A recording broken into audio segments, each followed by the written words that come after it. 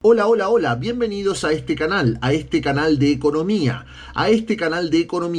sin salir de casa. En el día de hoy vamos a estar analizando la inflación, pero desde el punto de vista de la pérdida de poder adquisitivo. Habíamos visto la inflación en el primer video como el aumento de precios y ahí analizamos la construcción del indicador IPC, índice de precios al consumo. En el segundo video habíamos analizado la inflación como desvalorización monetaria. Incluso llegamos a observar lo que era hiperinflación y otros tipos de inflación según los niveles o porcentajes de la misma. Hoy vamos a ver pérdida de poder adquisitivo. Además, vamos a estar analizando causas de inflación. Comencemos. Vamos a imaginar que tenemos un momento inicial, un momento cero. En este momento cero tenemos una horma de queso. Esa horma completa vale 1.000 pesos. A esa horma perfectamente la podemos dividir. En el momento cero, cada gramo vale 1 peso. En el momento cero vamos a tener 4 personas. Vamos a tener a César, que gana un sueldo de 10.000 pesos. Vamos a tener a Cipriano, que gana un sueldo de 10.000 pesos. Vamos a tener a Diego, que también gana 10.000 pesos. Y también 10.000 pesos es el salario de Quintín. Aquí vamos a suponer que no existen aportes. Quiere decir que esos 10.000 pesos es lo que reciben ellos en la mano. Ellos, si quisieran consumir todo su salario en queso, podrían comprar 10 hormas de queso exactamente. No les daría ni para 1 gramo menos ni para 1 gramo más. Pasó el tiempo. Llegamos al momento 1. No importa si fue un año, un semestre, un trimestre, una semana, un mes, no importa. Lo único que importa es que pasó el tiempo y ahora vamos a comparar todo, pero en el momento 1. En el momento 1, la horma completa de queso vale 1.100 pesos. También en este momento 1 podemos dividir esa horma de queso en cuantas partes querramos. Una horma la podemos dividir en 10 partes. A su vez, esa horma sigue pesando 1.000 gramos. El supuesto del momento 1 es que cada gramo de queso vale 1,1 peso. Vamos a ver qué pasa con nuestros personajes. En el momento 1, César sigue ganando 10.000 pesos en la mano. Cipriano aumentó su salario. Ahora, en el momento 1, está obteniendo 10.500 pesos. Diego alcanzó un salario de 11.000 pesos. Y Quintín recibe en la mano 11.500 pesos. Si César quisiera transformar todo su salario en queso, va a poder adquirir exactamente 9 hormas y 91 gramos. Cipriano va a poder comprar 9 hormas y 545 gramos. Por su parte, Diego va a poder comprar exactamente 10 hormas, mientras que Quintín, si quiere pasar su dinero a queso, va a poder adquirir 10 hormas completas más 455 gramos. Vamos a comparar entonces el momento 0 con el momento 1. En el momento 0, todos nuestros personajes podían comprar 10 hormas de queso exactamente. En el momento 1, cada uno recibe una cantidad de queso diferente. ¿Por qué? Porque cada uno recibe un salario en términos monetarios también diferente. César, con el salario que recibe, puede comprar 9 hormas más 91 gramos. Cipriano, 9 hormas más 545 gramos. Diego puede comprar 10 hormas completas y Quintín 10 hormas más 455 gramos. Si vemos la diferencia, César perdió 909 gramos de queso entre el momento 0 y el momento 1. Cipriano pierde 455 gramos. Diego no pierde nada. Su pérdida es igual a 0. Quintín es el que tiene una ganancia. Ahora puede consumir 455 gramos. A ver, ¿cuál es la razón para estos resultados? La inflación medida en queso fue exactamente 10%. César tuvo un aumento salarial del 0%. ¿Qué significa esto? Que César no vio que su salario se modificara. Cipriano tuvo un aumento salarial. Ese porcentaje de aumento salarial equivale a un 5%. Por su parte, Diego tuvo un aumento salarial del 10% y Quintín del 15%. Si observamos el caso de Diego, Diego obtuvo un aumento salarial del 10%, exactamente igual a lo que fue el nivel de inflación en ese periodo. Podríamos decir que Diego, al tener el mismo aumento salarial que la inflación, pudo hacer una excelente indexación. Podemos ver que Diego no perdió en términos de queso nada. ¿Por qué? Porque su salario aumentó igual que lo que aumentó la inflación. Vamos a graficar esto.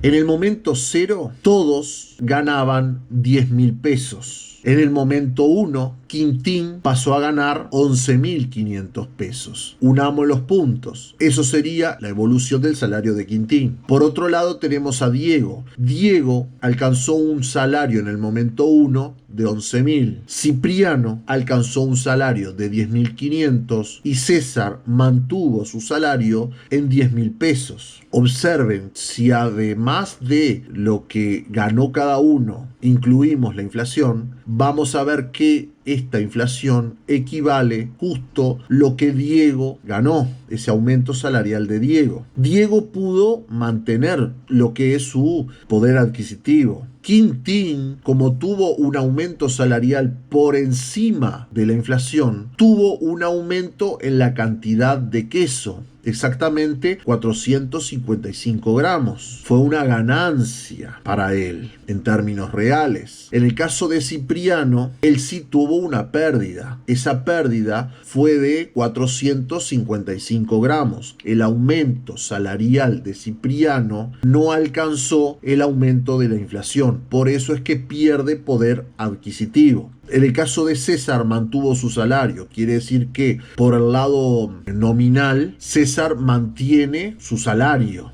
10.000 pesos. Desde el punto de vista real, su pérdida en términos de queso fue muy grande. ¿Qué es la indexación? Es ajustar un monto de dinero, por ejemplo, salario, un crédito, por un índice de precios de tal manera de no perder poder adquisitivo. Una fórmula para esa indexación, si fuera el caso del salario, sería que el salario del momento 1 es igual al salario del momento 0 por 1 más la tasa de indexación. Tomemos para el ejemplo que vimos esa fórmula. El salario inicial fueron 10.000 pesos. La tasa de indexación supongamos que es de un 10%. Todo eso hace que el salario del momento 1, si tomamos una tasa de indexación de un 10%, ese nuevo salario sería 11.000 pesos. En este caso ocurrió que la tasa de indexación es igual a la tasa de inflación. Este es el ejemplo de Diego, el cual pudo mantener exactamente su poder adquisitivo. ¿Qué es el salario real? Bueno, el salario real es el salario que obtiene una persona expresado en unidades de bienes y servicios. Cuando dijimos nuestros personajes podían con su salario en el momento 1 comprar las diferentes cantidades de queso, lo que estábamos haciendo era calcular el salario real en términos de queso. Antes de seguir, vamos a tratar de entender lo que es un salario nominal para la contabilidad y un salario nominal para lo que es la economía. En contabilidad, un salario nominal es aquel salario que gana la persona antes de descontar los aportes a la seguridad social, BPS, IRPF, FONASA, etcétera, etcétera. En lo que es economía, un salario nominal es un salario expresado en términos monetarios. Por ejemplo, en términos de pesos uruguayos, en dólares, euros, libras, pesos argentinos, reales, expresado en alguna moneda, no expresado en términos de bienes y servicios. Un salario líquido es el salario después de descontar aportes a la seguridad social. Quiere decir que el salario líquido es lo que verdaderamente el trabajador recibe en la mano. Cuando nos referimos a un salario real, en economía es un salario en términos de bienes y servicios. Y esto es igual al poder adquisitivo que tiene el salario.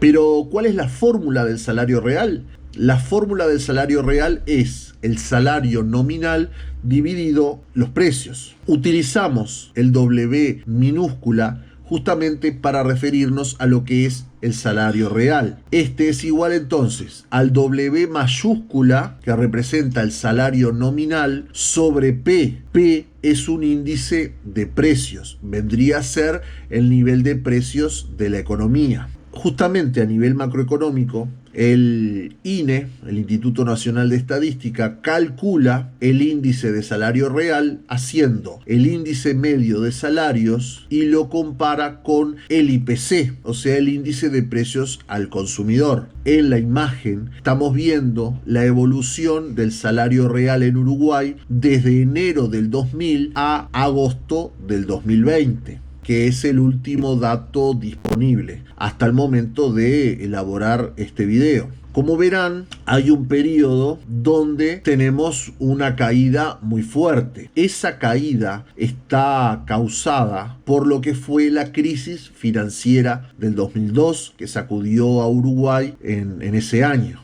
Ese año lo que ocurrió fue que además de todos los problemas financieros, a partir de una devaluación, hubo una inflación muy grande. Por lo tanto, el salario real disminuyó porque el nivel de precios aumentó y el nivel de precios está en el denominador. Pero en ese periodo también, en los meses de mayo, junio y julio, hubo una disminución de los salarios nominales. Quiere decir que las empresas, para poder soportar esta crisis, tuvieron que solicitar a los sindicatos que los dejaran hacer una rebaja salarial. Solamente en unas situaciones de crisis es que se puede dar esta solución al aumento de precios. También le sumamos una disminución de los salarios nominales. Por eso es que tenemos esa caída tan grande durante la crisis del 2002, que como verán tuvo una extensión en tiempo más o menos como un año. Tenemos en el 2020 otro bajón, no tan grande como la crisis del 2002 por ahora, que es a causa de todo el problema económico que está trayendo el coronavirus. Vamos ahora a ver causas de la inflación. Para eso vamos a ver distintas causas. Tenemos una causa que es el exceso de demanda, otra que son costos, y acá podemos además clasificarlo en aumentos salariales, aumentos de ganancias empresariales, aumento del tipo de cambio, aumento del precio de un insumo. A su vez, otra causa de inflación puede estar en un déficit fiscal financiado con emisión. Y por último, un tipo de causa de inflación bastante poco frecuente, pero bueno, que existe. Comencemos con los excesos de demanda. Recordemos, el PBI en el enfoque del gasto es igual al consumo más la inversión más el gasto más las exportaciones menos las importaciones. A esta esta fórmula vamos a hacerle una modificación. Vamos a pasar las importaciones del lado derecho al lado izquierdo. Como está restando en el lado derecho, pasa sumando en el lado izquierdo. Vamos a tener entonces que el PBI más las importaciones es igual al consumo más la inversión más el gasto más las exportaciones. ¿Qué tenemos a la izquierda de la fórmula? A la izquierda del signo de igual tenemos la oferta agregada. La oferta agregada son los bienes y servicios producidos dentro y fuera de la economía. Cuando nos referimos los producidos dentro, nos estamos refiriendo al PBI, y aquellos producidos fuera son los bienes importados, bienes o servicios. ¿Qué tenemos del lado derecho de la igualdad? Tenemos la demanda agregada, o sea, el destino de esa producción a los diferentes agentes, sean los hogares, sean las empresas, sea el gobierno o sea el resto del mundo. ¿Qué pasa cuando la demanda agregada está muy por encima de lo que es la oferta agregada? ¿Qué significa esto? Que tenemos un exceso de demanda. Aquí, como la demanda está presionando a la oferta, vamos a tener presiones inflacionarias. Esto ocurre en fases de auge, cuando la economía tiene un fenómeno llamado recalentamiento. Y ese desajuste entre oferta y demanda va para precios, o sea que hace que los precios aumenten. Por lo tanto, haya inflación.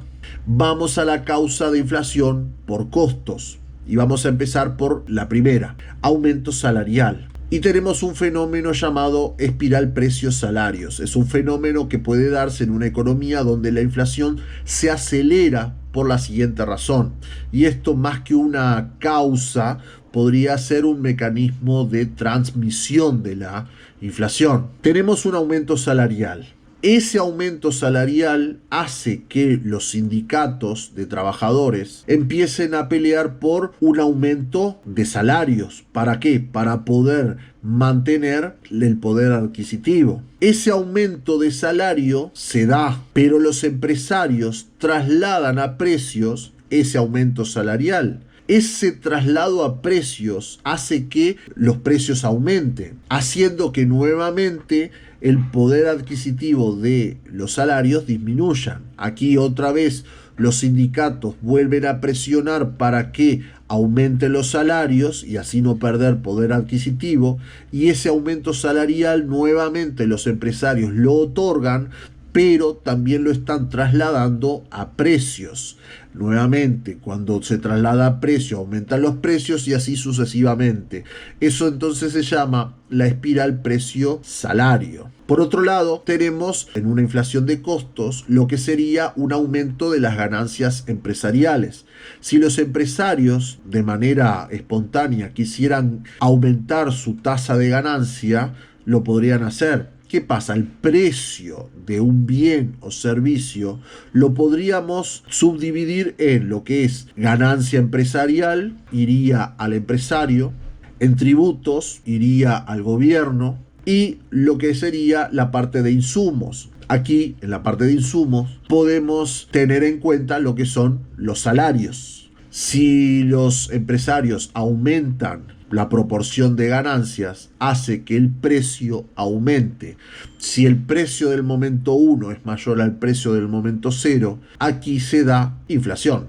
También tenemos una causa de inflación de costos, el aumento del tipo de cambio. Esto es, si aumenta el tipo de cambio, van a estar automáticamente aumentando el precio de todos los bienes y servicios nominados en moneda extranjera. Básicamente el precio de los bienes importados y exportados. ¿Qué pasa? Los bienes importados se compran en dólares, por lo tanto se nominan en dólares. Si aumenta el tipo de cambio, en pesos va a ser mayor lo que hay que pagar por ellos. Y puse exportados con rojo porque si aumenta el tipo de cambio, para los exportadores va a ser más conveniente vender afuera que vender adentro si el precio se mantuviera incambiado. Por lo tanto, si hay un aumento del tipo de cambio, van a estar también aumentando el precio de los bienes que ellos venden aquí dentro. Ejemplo de ello es la carne. La carne puede aumentar no solamente porque aumenta la carne a nivel internacional, sino porque aumenta el tipo de cambio.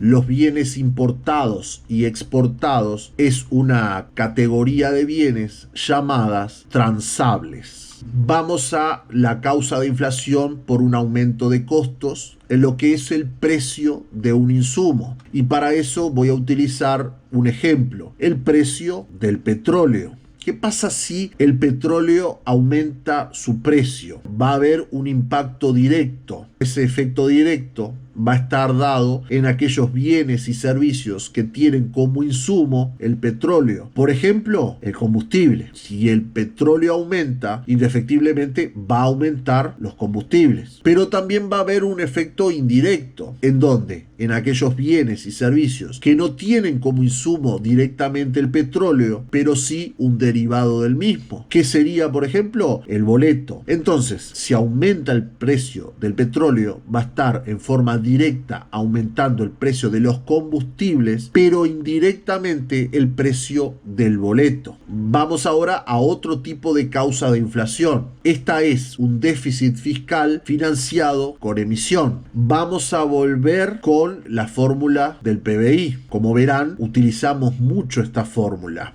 El PBI es igual al consumo más la inversión más el gasto más las exportaciones menos las importaciones. Vamos a separar lo que es las inversiones. Dentro de inversión tenemos la inversión que realizan los hogares, esto es la inversión en vivienda nueva, más la inversión que realizan las empresas, más la inversión que realiza el gobierno, o también llamada inversión pública. Vamos a tomar la inversión pública más los gastos del gobierno. Gastos en salarios, gastos en lo que es el funcionamiento de la administración. Si tomamos esos dos, vamos a tener un G asterisco. Esto sería un gasto público consolidado. Si tenemos el gasto público consolidado, ¿cuál es la manera de financiar el mismo en forma tradicional? Bueno, la manera de financiar